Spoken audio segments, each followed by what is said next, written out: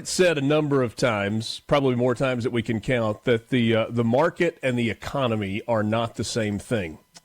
This raging market that we've had for seemingly years, certainly for months, seems to be cooling just a little bit over the last couple of weeks.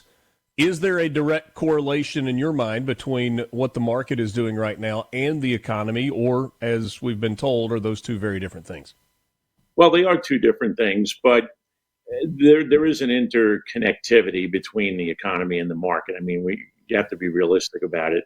But what we've seen up until probably 3 weeks ago was a real large disconnect between the market and the economy. The economy was doing okay. I'd say that we're in a good spot. I mean, there are some problems, but there was always problems in the economy.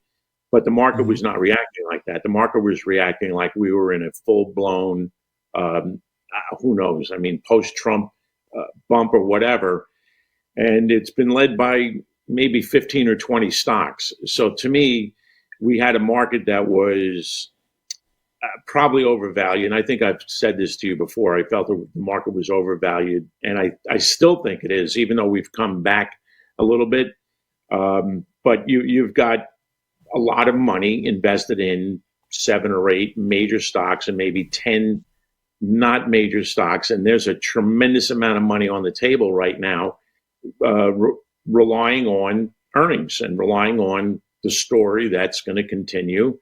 And that story is AI. And I think that some of that story is kind of overblown. Only right now, in 10 years, it won't be. But right now, I think the amount of money that's been thrown in investment and infrastructure and whatnot it's out of control. And I think that people are investing thinking that this money is going to have a 7 to 10% return on it. And I'm not sure how anybody could see that. I just don't see it happening.